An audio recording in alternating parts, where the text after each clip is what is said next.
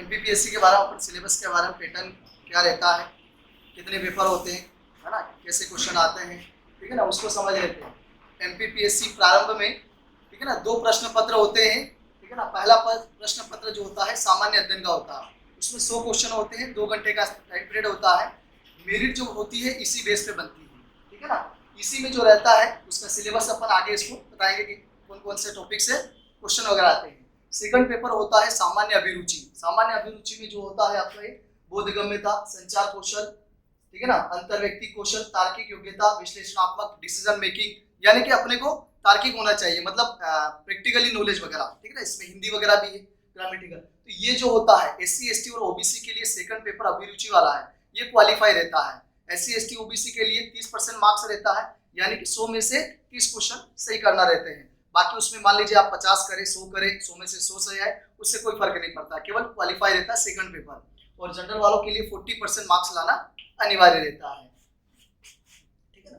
अब first paper की बात करें तो फर्स्ट पेपर में जो सामान्य अध्ययन का है, ठीक है ना, इसमें आएगा आपका मध्य प्रदेश का इतिहास, संस्कृति और साहित्य, ठीक है ना, ये टॉपिक से आपके क्वेश्चन आएंगे। सेकंड में भारत का इतिहास आएगा, ठीक है ना। उसके बाद थर्ड में मध्य प्रदेश के भूगोल से क्वेश्चन आएंगे, ठीक है ना, नदियां वगैरह हो गई, है ना, पहाड़ पर्वत वगैरह सारी हो गई। चौथे में भारत एवं विश्व का भूगोल आएगा, ठीक है ना। पांचों में आप राज्य की संवैधानिक व्यवस्था, जैसे अपने यहाँ पे राज्यपाल, है ना, लोकसभा, अपने यहाँ विधानसभा, ठीक है ना, उसकी कैसे क्या संरचना वगैरह है, कैसे चुनाव प्रणाली होती है, ये उसके बारे में, ठीक है।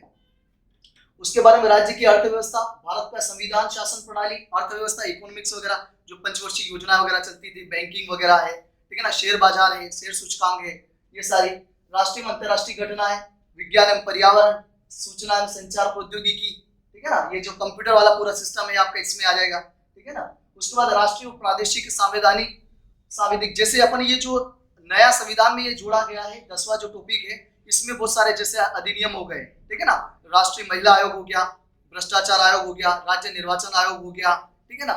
इस तरह से कम 12 से 13 टॉपिक, है ना, सतर्कता आयोग हो गया, ठीक है ना। तो 12 से 13 टॉपिक इसमें अलग से नए इसमें जोड़े गए हैं, ठीक है ना। उसके बाद इसमें जिसमें आपको बता रहा था अभिरुचि वाले में क्वालिफाई में रहता है कि सामान्य मानसिक योग्यता, जैसे रीजनिंग भी रहता है, इसमें मैथ्स भी रहता है, ये 10वीं कक्षा के स्तर तक का रहता है, ज्यादा अपने को डीप में इसमें पढ़ने की आवश्यकता नहीं रहती है, ठीक है। उसके बाद आपका ये ग्राफिकल जो आंकड़े वाले लेते हैं ना, आपने देखा होगा कि, है ना, एक कॉलेज में इतने छात्र, विज्ञान संकाय से इतने हैं, कला से इतने हैं, मैथ्स से इतने हैं, तो उनका पूरा निकाला जाता है। वैसे इसमें डायग्रामेटिकल मैथ्स के क्वेश्चन भी आते हैं, ठीक है ना। हिंदी भाषा में बोधगम्यता कौशल, यानी कि प्लेग्राफ रहता है, अपन पढ़ते हैं ना एंसीन फेसेस वगैरह, वैसे ही उसमें प्लेग्राफ पढ़ के उसमें से क्वेश्चन अपने को निकालना रहते हैं। अब रहते हैं प्री क्वालिफाई के बाद। प्री क्वालिफाई में रहता है जैसे मान लीजिए फर्स्ट पेपर से जो आपका मेरिट बना है, ठीक है ना, इससे आपका जो मेरिट बनता है, मान लीजिए जैसे पिछली बार गया है, मान लीजिए 79, ठीक है ना। अब 100 में से 79 मान लीजिए जनरल का रहा है, ठीक है ना, तो मान लीजिए आपका 67 ओबीसी का रहेगा, ठीक है ना, 65 एससी का रहेगा, ठीक है ना, वही 62 की बात करें एसटी का रहेगा। इसमें मेल फीमेल अलग अलग रहता है, ठीक है ना। जैसे जनरल की अपन बात करें 69 बॉयज का है, तो महिला का ओबीसी पुरुष के बराबर आ जाएगा, ठीक है ना।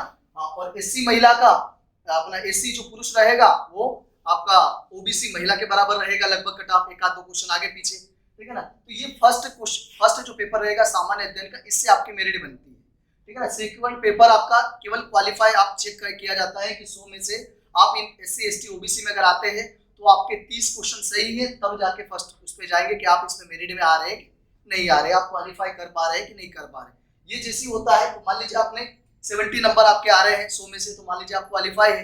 अब क्वालिफाई होने के बाद मेंस में 6 पेपर होते हैं, ठीक है ना, ये होते हैं आपके, इसमें कोई नंबर नहीं जुड़ते, ये केवल क्वालिफाई होता है प्रारंभिक परीक्षा।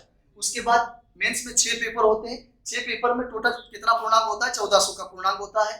पहला पेपर होता है आपका सामान्य अध्ययन का फर्स्ट पेपर, 300 पूर्णांक का होता है। इसमें इतिहास और भूगोल होता है, इसमें मध्य प्रदेश का इतिहास, विश्व का इतिहास, है ना, भारत का इतिहास, मध्य प्रदेश का भूगोल, भारत का भूगोल, विश्व का भूगोल। पहला पेपर ये होता है, 300 क्वेश्चन पूछे, मतलब 300 नंबर के क्वेश्चन पूछे जाते हैं इसमें। सेकंड पेपर होता है, इसमें आपका संविधान, शासन व्यवस्था और राजनीतिक व्यवस्था, शासन प्रशासनिक संरचना, अर्थशास्त्र, समाजशास्त्र, इनसे होता है। सेकंड पेपर भी 300 पूर्णांक का होता है।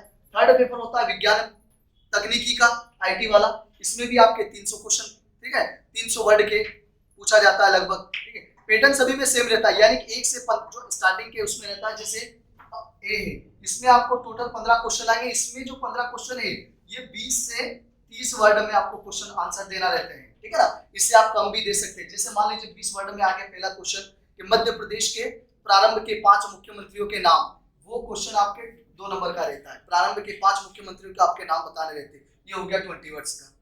कहने का मतलब है जितना आप कम, जैसे उन्होंने बोल दिया कि गांधी, अब महात्मा गांधी के बारे में आपको हो सकता है उनके आंदोलन बता दीजिए 2 लाइन में, क्योंकि 2 लाइन से ज्यादा लिखेंगे तो आपके समय भी कम पड़ेगा, समय भी टाइम पीरियड 2 घंटा ही रहता है, ये चीजें, ठीक है ना। तो सभी में ये फिक्स रहता है। चौथा पेपर था दर्शन शास्त्र, मनोविज्ञान, लोक प्रशासन से, ये होता है समय सभी में 3 घंटे, ये होता है 200 नंबर का, ठीक है ना। दर्शन शास्त्र जैसे अपन कहेंगे डॉक्टर राजेंद्र प्रसाद, फिलोसॉफी, ठीक है ना। दर्शन शास्त्र यानी उनके अपन थिंकर्स वगैरह पढ़ते हैं ना, वही थिंकर्स वगैरह रहते हैं इसमें, खास करके कि अलग अलग विचारधारा क्या रही है, ठीक है ना। राम मनोहर लोहिया की विचारधारा क्या रही है, सरदार पटेल की क्या रही है, ठीक है ना। इस टाइप से लोक प्रशासन यानी कि प्रशासन कैसे किया जाएगा, हम भारत और अमेरिका के प्रशासन की तुलना करेंगे, भारत और ब्रिटेन के प्रशासन की तुलना करेंगे, भारत और रूस के प्रशासन की तुलना करेंगे, वहां पे शासन प्रणाली कैसी है, यहाँ पे शासन प्रणाली कैसी है, ठीक है ना। इनसे क्वेश्चन वगैरह आएंगे। 5वां पेपर होता है आपका हिंदी व्याकरण का, ठीक है ना। उसमें हिंदी कि आपके टोटल ग्रामर रहती है 200 नंबर का रहता है, समय आपका वही 3 घंटे का रहता है, ठीक है ना। हिंदी का आपका छठा पेपर होता है, ये निबंध का होता है 100, ठीक है ना। इसमें 3 निबंध आते हैं। इंटरव्यू होता है 175 का। अब 175 में वो ये देखते हैं क्योंकि आपने मेन से लिखा है, आपने इन सब्जेक्ट पे आपने सुबह के फोकस किया है, लिखा है, तो वो ये समझ जाए। आप इंटरव्यू में आपके व्यक्तिगत कौशल देखा जाता है, पर्सनालिटी देखी जाती है कि आप क्या बोल रहे हैं, क्या नहीं बोल रहे हैं, किस तरह का आप, ठीक है ना। तो जरूरी नहीं है कि वो आपको आपकी बॉडी लैंग्वेज देखा जाता है कि क्या कैसे बात कर रहे हैं, आप कैसे जवाब दे रहे हैं।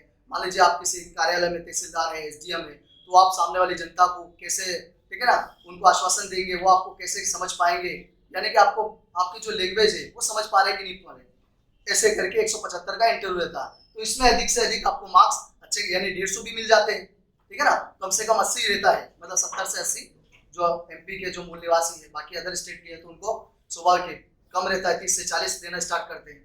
इस तरह से 1575 में से रहता है।